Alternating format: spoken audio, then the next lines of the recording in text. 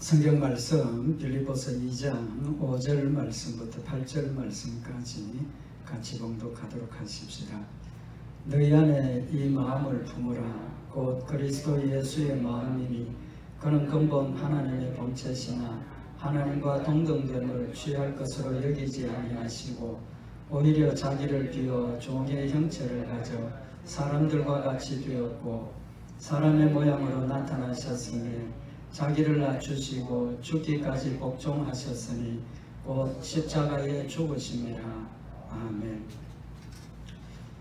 우리 오늘 본문 말씀은 예수님의 마음을 우리 마음에 품으라는 겁니다.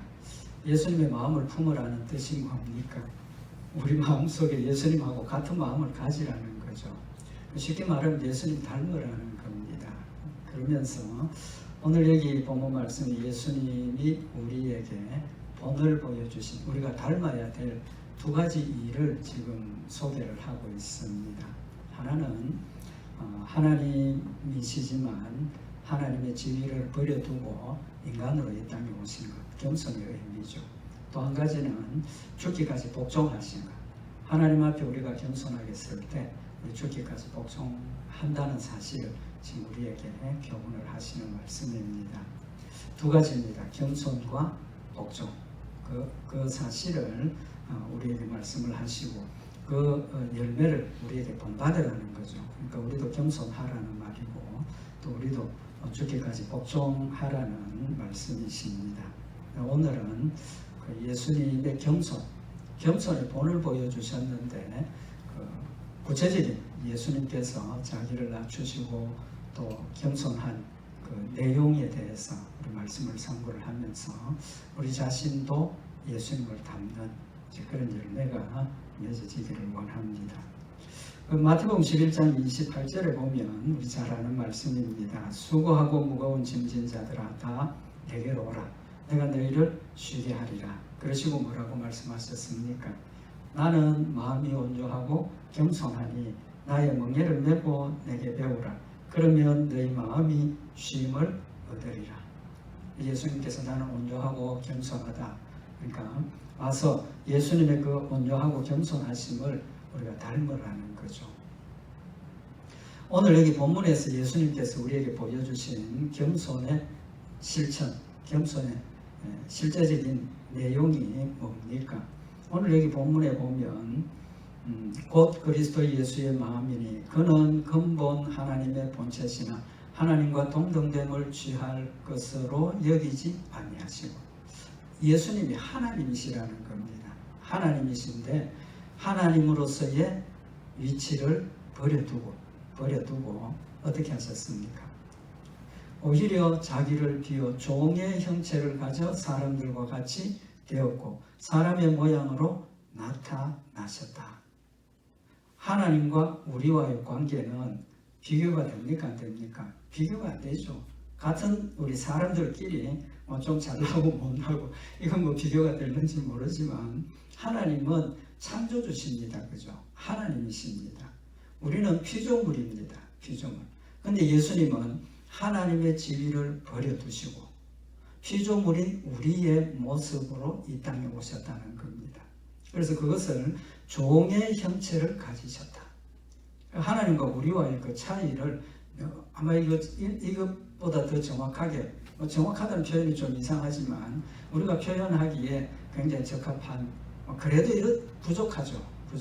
그렇지만 하나님이 하나님으로서의 지위를 버려두고 종으로 이 땅에 오신 겸손의 본을 우리에게 보여주셨다는 겁니다. 우리가 얼마나 겸손해야 하는가 하는 것을 보여주시는 말씀이죠. 근데 하나님이 인간으로 이 땅에 오셨다. 이해는 되지만 좀 더 구체적으로 예수님께서 인간으로 오신 내용을 오늘 좀 참고를 하려고 합니다. 그냥 막연하게 창조주인데 인간으로 오셨다. 물론 그것도 우리가 이해는 되지만 인간으로 오신 구체적인 내용을 보면 정말 예수님께서 자기를 어디까지 낮추셨는가 하는 걸 우리가 좀 알 수가 있다는, 느낄 수 있다는 거죠. 그래서 오늘은 예수님이 인간으로 오셨는데 어떤 인간으로 오셨느냐 하는 겁니다. 사람들도 종류가 많죠. 차별이 많습니다. 결론은 예수님은 가장 낮은 곳으로 오셨는데 사람들 중에서도 멸시받고 천대받는 그런 사람으로 오셨습니다. 예수님 가문은 어떤 가문입니까? 누구의 후손입니까? 다윗의 후손이죠. 다윗은 왕입니다. 그죠? 그럼 가문으로 치면 왕의 가문에서 나셨습니다. 아주 훌륭한 가문에서 나셨죠. 근데 예수님이 왕의 가문으로 태어나셨지만, 왕의 가문에서 태어났지만 왕의 가문으로 누릴 수 있는 인간의 조건은 하나도 못 누렸습니다. 왕으로 오셨지만 왕이 누리는 좋은 것들을 하나도 못 누렸어요. 그리고 성경에서 우리에게 분명하게 보여주시는데, 왕의 가문으로 오신 이유는 왕으로 오셔야 하기 때문에, 왕으로서의 메시아의 역할을 감당하셨기 때문입니다. 그러면 다 아는 이야기지만 예수님 어디서 태어났습니까? 어디서 태어나셨습니까? 베들레헴도 맞지만, 장소 베들레헴도 맞지만 마구간에서 태어났죠. 마구간이 뭐 하는 곳입니까? 말이 먹고 자고 쉬는 곳입니다. 사람이 쉬는 곳 아니지 않습니까? 그런데 마구간에서 태어나셨어요. 왜 마구간에 태어났습니까? 요셉이 원래 어디서 살았느냐 하면 갈릴리 나사렛 동네에서 살았습니다. 근데 그때 이스라엘을 다스리던 헤롯 왕이 모든 사람들에게 호적을 다시 하라 그럽니다. 호적을 다시 하라. 그래서 자기 고향으로 가서 호적을 하게 되는데, 요셉과 마리아, 임신한 마리아가 베들레헴으로 갔죠. 갔는데 그때가 산딸이에요. 마침 베들레헴에 갔을 때 거기서 아이를 낳게 되는데, 고향이 아니니까, 살던 곳이 아니니까 거기서 머물 곳을 찾아야 되죠. 있을 곳을 찾아야 됩니다. 근데 누가복음 2장 7절에 보면, 맏아들을 낳아 강보에 싸서 구유에 누였으니 이는 사관에 있을 곳이 없음이라. 사관이 뭡니까? 여관이죠. 그죠? 여행객들이 머물 수 있는 그곳에 있을 곳이 없었다 그랬습니다. 두 가지 짐작을 할 수 있는데, 여행객이 많이 오니까 진짜로 방이 없어서 그랬다. 근데 인간적으로 생각을 해보면, 지금 마리아는 임신을 하고 산딸이 다 된 사람입니다.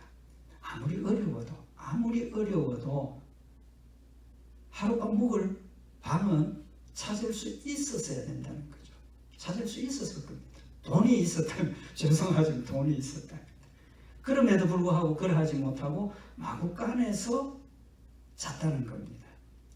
그 말은 요셉의 가정이 굉장히 가난하다, 그렇게 짐작을 할 수밖에 없는 겁니다. 마구간에서 태어났었습니다. 그런데 실제로 요셉이 가난했다 하는 걸 성경은 우리에게 증거를 하고 있습니다. 뭘로 우리가 알 수 있느냐 하면, 율법에 보면 그 임산부가 아들을 낳든지 딸을 낳든지 낳고 나면 일주일 열흘 후에 어린 양 한 마리, 비둘기 한 마리 가지고 제사장에게 가서 번제와 속죄제를 드리게 합니다. 아들을 낳았을 때는 7일 만에 번제물로 어린 양 하나를 가지고 또 속죄제물로 비둘기 한 마리를 가지고 제사장에게 가서 제사를 드리게 됩니다. 레위기 12장 8절에 보면, 그 여인의 힘이 어린 양에 미치지 못하거든 산비둘기 둘이나 집비둘기 새끼 둘을 가져다가 하나는 번제물로 하나는 속죄제물로 삼을 것이요 제사장은 그를 위하여 속할지니 그가 정결하리라. 뭐라고 말했습니까? 어린 양을 할 만한 능력이 없으면, 다시 말하면 돈이 없어가지고 어린 양 살만한 경제력이 없으면 뭐 하라 그럽니까? 산비둘기 둘이나 집비둘기 새끼 둘을 가지고 한 마리는 번제로, 한 마리는 속죄제로 드리라, 그렇게 말씀을 하셨습니다. 그런데 누가복음 2장 22절에 보면, 모세의 법대로 결례의 날이 차매 아기를 데리고 예루살렘에 올라가니 이는 주의 율법에 쓴 바 첫 해에 처음 난 남자마다 주의 거룩한 자라 하리라 한 대로 아기를 주께 드리고 또 주의 율법에 말씀하신 대로 비둘기 한 쌍이나 혹 어린 방구 둘로 제사하려 함이더라.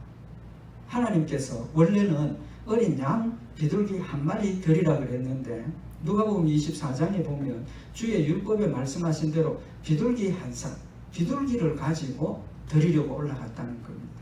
그러니까 뭐 가정이 어떻답니까?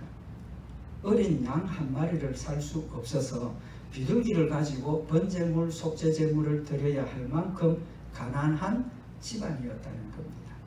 왕의 후손입니다. 그럼에도 불구하고 여관 하룻밤 묵을 여관도 못 잡을 정도, 또 하나님께서 말씀하신 율법에 어린 양 한 마리, 비둘기 한 마리를 드리라 할 그것조차도 감당할 수 없는 가난한 가정이었다는 걸 지금 우리에게 밝혀주고 있는 겁니다. 또 요한복음 7장에 보면 예수님께서 성전에서 가르치셨습니다. 율법이나 선지자들이 그를 가지고 이스라엘 백성들에게 자신 메시아에 대한 내용을 가르치는데 사람들이 놀랬죠. 왜 놀랬습니까? 이제 말씀드린 것처럼 예수님 누구 집의 아들이고 어디서 태어났고 사람들이 다 아는 겁니다. 아는 거예요. 그래서 요한복음 7장 15절에 보면 유대인들이 기이히 여겨 가로되 이 사람은 배우지 아니하였거늘 어떻게 그를 아느냐. 가난했고 글도 못 배웠다는 겁니다. 글도 못 배운 그런 사람인데 어떻게 선지자의 글들도 알고 선지자의 글들을 인용해서 가르치고 사람들이 놀랬다는 거죠. 그러니까 예수님이 인간적인 조건으로 보면 왕의 가문에서 태어났지만 왕으로서의 왕의 가문으로서 누릴 수 있는 조건은 아무것도 못 가졌다는 겁니다. 못 가졌다. 그 다음에 한 가지 우리가 성경에서 볼 수 있는 게 뭐냐 하면 이스라엘 사람들은 지역 감정이 굉장히 심했습니다. 굉장히 심했어요.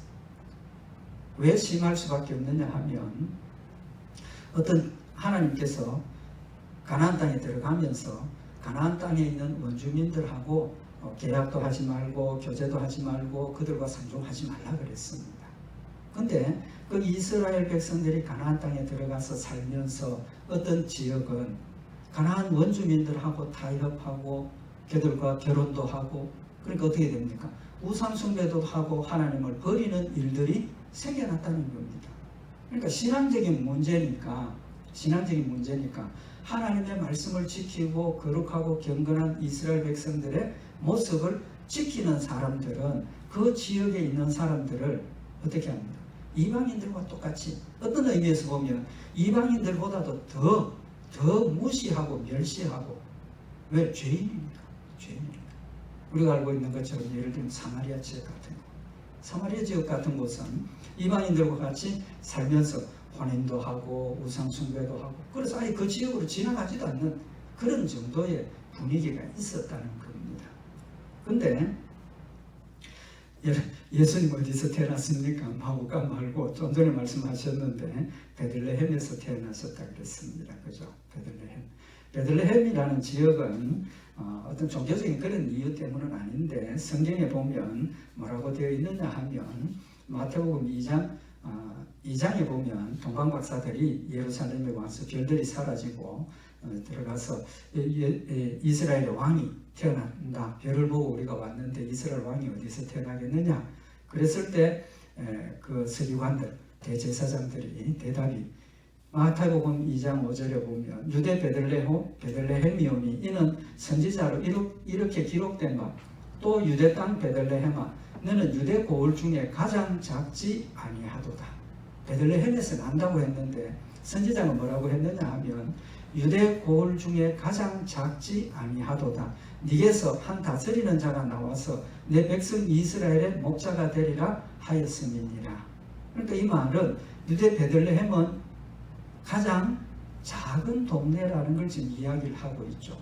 가장 작은 동네에서 예수 그리스도가 났으니까 유대 땅 베들레헴아 너는 작은 동네가 아니다. 너희들 뭐 마음에 상처받고 작다고 그런 생각하지 말아라. 그렇게 이야기를 하시는 거죠. 미가서 5장 2절에 보면 베들레헴 에브라다야 너는 유다 족속 중에 작을지라도 이스라엘을 다스릴 자가 네게서 내게로 나올 것이라. 그는 그의 근본은 상고의 태초입니다. 미가 선지자를 통해서 베들레헴을 향해서 너는 유다 족속 중에서 작을지라도 여기 작다는 것은 보잘것없다는 뜻도 있습니다. 그러니까 동네가 너무 적기도 하고 보잘것없는 그런 동네에 예수님께서 태어나셨다는 겁니다. 두 번째로 예수님께서 베들레헴, 그러니까 가장 작은 동네, 사람들 관심도 안 가지고 무시하는 그런 동네에서 태어나셨는데 어디에서 자라십니까? 자라나신 곳이 갈릴리 가나안인데, 갈릴리 땅인데 그 전에 가신 곳이 있습니다. 어디로 가셨습니까? 애굽으로 가셨습니다. 애굽으로. 맞죠? 아시죠? 박사들이 들어가서 왕에게 이스라엘 왕이 태어난 곳 묻고 그들이 찾아갈 때 왕이 박사들에게 뭐라고 이야기를 합니까? 헤롯 왕이 가거든 만나거든 어딘지 나도 좀 가르쳐달라. 나한테 좀 가르쳐달라. 왜? 나도 가서 경배하겠다.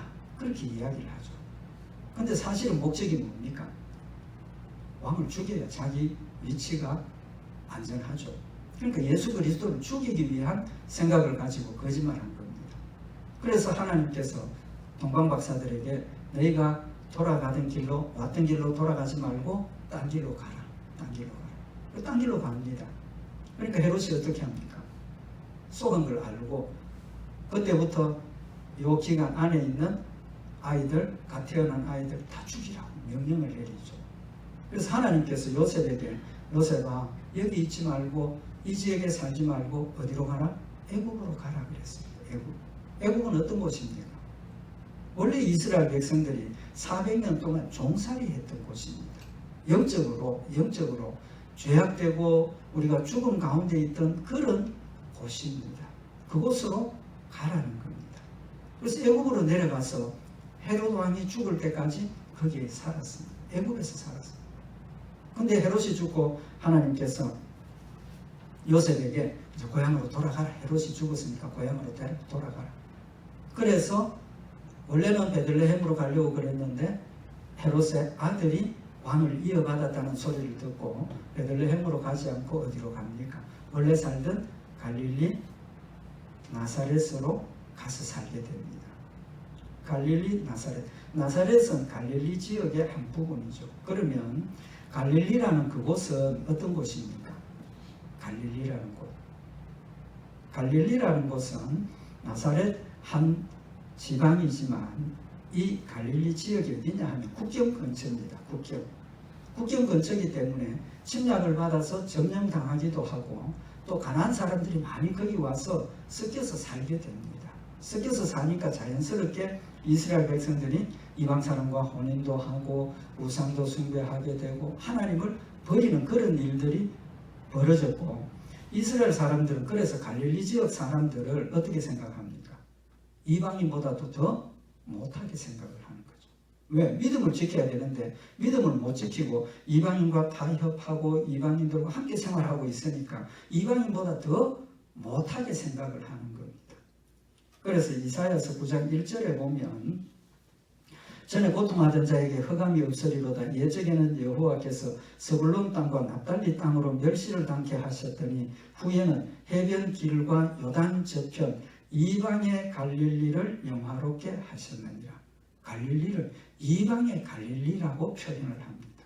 같은 이스라엘 땅인데 이스라엘 사람들이 갈릴리를 이방 지역이라고까지 표현을 하는 거죠. 마태복음 4장 15절에 보면 스불론 땅과 납달리 땅과 요단강 저편 해변 길과 이방의 갈릴리여. 이스라엘 사람들은 갈릴리를 이방 지역과 같이 생각을 하고 있을 정도로 그곳은 죄악이 관영하고 하나님을 잊어버렸고 우상을 숭배하던 그런 지역이었다는 겁니다. 그러니까 예수님이 사신 곳이 적어도 예수님 그리스도라면 어디서 살아야 되겠습니까? 우리 인간적인 기준으로 거룩하고 신앙의 핵심적인 지역에서 사시다가 메시아로 죽으셔야 우리 기준에 맞다는 거예요. 우리 생각에는 맞다는 거예요. 그런데 예수님이 태어나셔서 사신 지역을 돌아보면 애국에까지 내려가서 사시고 죄악된 곳에서 죄악과 타협하고 하나님을 버리고 우상을 숭배하는 그런 지역에서 사셨다는 겁니다. 그래서 요한복음 7장에 보면 예수님께서 예루살렘 성전에서 가르치시는데 예수님에 대한 평가, 예수님 어떤 사람이냐? 그때 사람들이 예수님 그 선지자다, 메시아다, 아니면 하나님의 선지자다 좋게 생각하는 사람들이 있었던 반면에 아니다라고 판단하는 사람들도 있었습니다. 그런데 예수님이 그 선지자나 하나님이 보낸 메시아가 아니다라고 판단한 이유 중에 하나가 뭐냐 하면 요한복음 7장 40절에 이 말씀을 들은 무리 중에 혹은 이가 참으로 그 선지자라 하며 혹은 그리스도라 하며 어떤 이들은 그리스도가 어찌 갈릴리에서 나오겠느냐, 예수님이 메시아가 어떻게 갈릴리에서 나올 수 있느냐, 왜 그렇게 이야기를 합니까? 현재 말씀드린 것처럼 갈릴리 지역이 하나님 말씀을 열심히 지키고 우상숭배를 반대하고 신앙을 지키는 거룩한 지역이라면 그 거룩한 사람들이 사는 지역에서 예수님이 나실 수도 있는데 그곳 사람들은 믿음의 정죄를 지키지도 못했고 우상을 숭배하고 하나님을 멀리하고 그런 부정한 곳에서 선지자가 어떻게 날 수 있느냐, 지역 때문에 거기에서 예수님 태어날 수 없다라고 주장을 하는 겁니다. 뿐만 아니라 요한복음 7장 52절에 대제사장 바리새인들이 갈릴리에서는 선지자가 나지 못하느니라, 심지어 대제사장이나 서기관들이나 신앙생활 잘하고 있다는 그 종교적인 지도자들조차도 갈릴리에서는 예수님 날 수가 없다는 겁니다. 왜? 부정한 지역이기 때문에 우상 숭배를 하고 세상과 타협하고 하나님을 섬기지 않는 그런 지역에서 예수님 그리스도가 메시아가 태어난다는 것은 받아들일 수 없다는 겁니다. 그래서 나사렛도 이제 말씀드린 것처럼 나사렛도 갈릴리의 한 지역이었기 때문에 나사렛 사람들도 똑같은 대접을 받았다는 거죠. 요한복음 1장에 보면 빌립이 예수님을 만났습니다. 예수님이 메시아인 걸 알았습니다. 그래서 친구 나다나엘을 찾아가서 전도를 합니다. 요한복음 1장 45절에 보면 빌립이 나다나엘을 찾아 이르되 모세가 율법에 기록하였고 여러 선지자가 기록한 그 일을 우리가 만났으니 요셉의 아들 나사렛 예수니라. 나사렛 예수니라. 왜 예수님을 나사렛 예수라고 합니까? 나사렛에서 자랐기 때문에 나사렛 출신이라는 거죠. 나사렛 예수니라. 전도를 받은 나다나엘이 뭐라고 대답을 합니까? 요한복음 1장 46절에 보면 나다나엘이 가로되 나사렛에서 무슨 선한 것이 날 수 있느냐. 그 지역이 우상에 소굴이고 우상을 숭배하고 하나님을 대적하고 불신앙 불순종 그런 전통을 가진 지역인데 거기서 무슨 선한 게 날 수 있느냐는 겁니다. 선한 그 지역 자체가 선한 것이라고는 알 수 없는 그런 부정하고 불신앙적인 그런 지역이라는 거죠.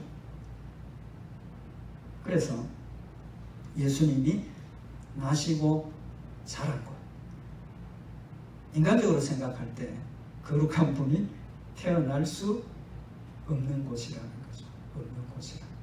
그렇게 보면 인간적으로 볼 때 예수님은 좀 전에 처음에 말씀드린 것처럼 가장 부정하고 가장 신앙이 없고 가장 가난하고 가장 힘든 지역에서 태어나시고 자라셨다는 겁니다. 무슨 의미입니까? 인간적인 조건으로 볼 때 가장 사람들로부터 천대받고 멸시받고 인정받지 못하는 신앙적으로도 인정받지 못하는 그런 곳에 예수님이 가셨다는 겁니다. 한 가지 우리가 중요하게 생각해야 될 게 뭐냐 하면 우리는 태어나면서 내가 어느 가정에 누구 집에 어떤 부모 밑에 태어나겠다 결정할 일이 있습니까? 없습니까? 없죠. 우리는 선택할 수 없습니다. 그냥 태어나는 곳에 태어나는 겁니다. 하나님이 태어나라 하시는 곳에. 그런데 예수님은 어떻습니까? 예수님은 하나님으로서 스스로 하나님의 자리를 버리고 인간으로 태어나시는 거니까 본인이 어디에 태어날 것을 스스로 결정할 수 있는 분이시지 않습니까? 예수님이 이 땅에 오실 때 왕의 가문에서 다윗의 왕의 가문에서 태어나셨고 또 왕의 가문으로서 누릴 수 있는 부잣집에 태어난다든지 아니면 지역 유지집에서 태어난다든지 어떤 학자의 집에서 서기관들의 집에 태어난다든지 할 수 있습니까? 없습니까? 할 수 있다는 거죠. 할 수 있다는 겁니다. 그럼에도 불구하고 예수님이 가장 낮고 천한 곳, 가장 부정한 곳, 가장 불신앙적인 지역에 태어났다는 것은 예수님이 의도적으로 자기 스스로 그런 곳으로 가셨다는 겁니다. 가셨다는 거예요. 그래서 오늘 여기 빌립보서 2장 6절에도 그런 근본 하나님의 본체시나 하나님과 동등됨을 취할 것으로 여기지 아니하시고 오히려 자기를 비워 자기 스스로 가장 낮은 곳에 가장 사람들로부터 조롱받고 무시당하는 곳에 예수님이 가셨다는 겁니다. 요한복음 10장 15절에 예수님이 죽으심도 하나님 아버지께서 나를 사랑하시는 것은 내가 다시 목숨을 얻기 위하여 목숨을 버리니라. 예수님께서 죽음도 자기가 결정한다는 겁니다. 강요에 의해서가 아니라 자기가 감당할 수 없어서 죽임을 당하는 것이 아니라 스스로 죽을 것을 결정하셨다라고 말씀을 하시는 겁니다. 그래서 요한복음 10장 18절에 보면 이를 내게서 빼앗는 자가 있는 것이 아니라 내가 스스로 버리노라. 나는 버릴 권세도 있고 다시 얻을 권세도 있으니 이 계명은 내 아버지에게서 받았노라. 예수님 스스로 죽을 권세도 있고 살 권세도 있고 그렇지만 죽음을 자신이 택했다라고 말씀을 하고 있는 겁니다. 오늘 여기 예수님께서 우리에게 인간으로 오심을 자기를 낮추시고 자기를 비우시고 겸손하게 하셨다는 것을 명확하게 우리가 이해할 수 있다는 겁니다. 억지로가 아니고 강요에 의해서가 아니라 자신이 누릴 수 있는 것을 버리고 포기하고 가장 낮은 곳으로 가시는 겁니다. 겸손이 뭡니까? 겸손이 뭡니까? 성경에 보면 남을 나보다 낮게 여기는 거예요. 남을 나보다 낮게 여기고 나를 낮추는 거예요. 오늘 여기 예수님께서 낮추신 것처럼 나를 낮추시는 거예요. 제자들에게 예수님께서 발을 씻기시고 뭐라고 말씀하셨습니까? 내가 스승으로서 발 씻김을 받아야 되지만 내가 그 스승으로서의 지위를 내려놓고 내가 너희들의 발을 씻기노라. 너희도 내 본을 받으라. 본을 받으라. 그건 무슨 말씀이십니까? 내가 노력해야 된다는 겁니다. 나를 낮추는 것은 내가 노력해야 된다는 겁니다. 뭘 노력해야 됩니까? 남을 나보다 낮게 여기는 노력을 해야 하고 내가 높은 지위에 있다 할지라도 그 지위를 버리고 겸손하게 섬기려고 노력해야 한다는 겁니다. 그래서 예수님께서 나는 온유하고 겸손하니 나의 멍에를 메고 내게 배우라고 말씀을 하시는 겁니다. 그냥 되는 게 아니라는 겁니다. 나를 낮춘다는 것이 하나님 앞에 나를 낮추고 사람들 앞에서 나를 낮춘다는 것이 그냥 되는 것이 아니라 배우고 노력하고 익혀야 한다는 겁니다. 결국 나를 낮춘다는 게 뭡니까? 사도 바울이 고백했던 것처럼 내 안에 있는 정과 욕심, 세상에 자랑 이 모든 것들을 십자가에 못 박아 버리는 겁니다. 왜 내가 높아지려고 합니까? 욕심 때문입니다. 내가 왜 편해지려고 합니까? 내 욕심 때문에 그런 겁니다. 편해지려고 하는 것, 높아지려고 하는 것, 내가 섬김을 받으려고 하는 것들이 내 정욕이요, 내 육신의 욕심이요, 세상의 자랑이라는 사실을 말씀을 하시면서 사도 바울은 스스로 그 정과 육신의 욕심들을 십자가에 못 박아 버린다라고 고백을 하고 있는 겁니다. 겸손의 본을 우리가 닮아가기 위해서 마찬가지로 우리는 자기를 부인하고 자기 십자가를 지고 주의 길을 따라가는 열심이 있어야 한다는 사실을 교훈을 하시는 겁니다. 마지막으로 한 가지 더, 그것보다 더 중요한 교훈이 있습니다. 무슨 교훈입니까? 예수님 하나님이십니다. 하늘에 계십니다. 우리는 이 땅에 있으면서 우리가 어려움을 당하고 때로는 멸시를 당하고 괴로움을 당하고 절망적인 상황을 당할 때 하나님 앞에 기도하죠. 그때 우리 마음은 어떻습니까? 하늘에 계신 하나님 날 좀 도와주십시오. 근데 오늘 예수님은 어떻게 하셨습니까? 가장 낮은 곳에 오셨습니다. 오셨어요. 내가 어려움을 당하고 있을 때 하늘나라에서 내려다보시고 너 힘들겠구나, 내가 도와주마, 그런 차원이 아니라는 겁니다.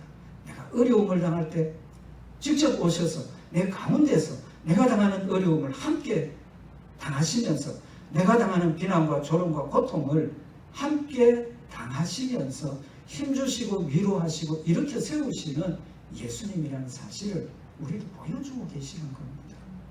예수님 공생애 동안 뭘 하셨습니까? 가난한 자, 조롱받는 자, 무시당하는 자, 그들과 함께 하셨습니다. 그들과 함께 하셨어요. 그래서 서기관들이나 제사장들이, 바리새인들이 예수님을 뭐라고 비난했습니까? 왜 죄인들과 함께 먹고 마시느냐? 왜 죄인들과 함께 있느냐? 비난하고 정죄했지 않습니까? 누가복음 7장 34절에 보면 인자는 와서 먹고 마시매 너희 말이 보라 먹기를 탐하고 포도주를 즐기는 사람이요 세리와 죄인의 친구로다. 세리와 죄인의 친구로다. 하나님의 친구입니다. 내가 죄인이라서 하나님께서 나를 멀리하시고 멀리 계시면서 나를 용서하신 그런 정도의 하나님이 아니라 예수님은 나의 친구, 나의 형제. 이걸 알면 우리는 어떻게 됩니까? 하나님을 더 가까이 할 수 있다는 겁니다. 히브리서 4장 15절에 보면 우리에게 있는 대제사장은 우리 연약함을 체휼하지 아니하는 자가 아니요 모든 일에 우리와 한결같이 시험을 받은 자로 돼 죄는 없으시니라. 한결같이 항상 나와 함께 시험을 당하시고 고통을 당하시고 어려움을 당하시고 그러면서 나의 모든 어려움을 해결해 주시는 긍휼을 베푸시는 하나님이시라는 겁니다. 항상 나와 함께 하시는 하나님이십니다. 가장 낮은 곳에 오셔서 가장 어려운 조롱과 비난을 인정받지 못했던 이유가 나와 같은 그런 모습으로 고난당하고 함께 하시는 우리에게 직접 보여주시는 위로의 모습이라는 겁니다. 그래서 히브리서 4장 16절에 보면 그러므로 우리가 긍휼하심을 받고 때를 따라 돕는 은혜를 얻기 위하여 은혜의 보좌 앞에 담대히 나아갈 것이니라. 하나님 앞에 담대히 나아갈 수 있는 길을 열어주셨습니다. 오라고 문을 열어놓으신 겁니다. 나는 거룩한 자, 그래서 너희는 부정하니까 나한테 오는 것 두려워하지 말라는 겁니다. 거룩한 자시지만 사랑으로서 우리와 함께 하시고 우리를 도와주시고 우리를 인도하시는 모습을 보여주시면서 우리 죄 때문에 두려워하고 죄 때문에 부끄러워하고 하나님과 멀리하지 말라는 겁니다. 우리를 사랑하시고 우리 죄의 병을 함께 하시고 우리의 짐을 함께 지시고 내 죄의 짐을 대신 지셔서 죽기까지 하시는 함께 하시는 하나님의 사랑을 우리에게 보여주시는 말씀인 겁니다. 우리 오늘 말씀 다시 한번 마음에 새겨서 항상 나와 함께 하시고 내 어리석음을 책망하지 아니하시고 내 죄인됨을 꾸중하지 아니하시고 정죄하지 아니하시고 마음을 열고 나를 품에 안으시고 용서하시고 나에게 긍휼을 베푸시는 그 하나님을 다시 한번 마음에 모시고 날 하나님을 잡고 힘써 하나님 앞에 나가서 하나님 주신 위로와 격려함과 치료와 회복의 역사를 받아 누리는 그 복된 역사 있기를 바랍니다. 기도드리십시다. 사랑의 하나님 아버지, 우리를 사랑하셔서 나를 대신해서 십자가에 죽기까지 하시며 나의 모든 시간과 나의 모든 형편과 처지에 함께 하시고 위로하시고 격려하시고 성립케 하시는 하나님이심을 다시 한번 마음에 새기는 시간이 되게 하시고 하나님 주신 은혜를 늘 기뻐하고 감사하며 담대히 늘 주님께로 나가는 저희들 되게 하시고 주님의 모습을 닮으며 그리스도의 모습을 이루어가는 복된 역사 있도록 축복하여 주시옵소서. 우리 주 예수 그리스도의 이름으로 기도드리옵나이다.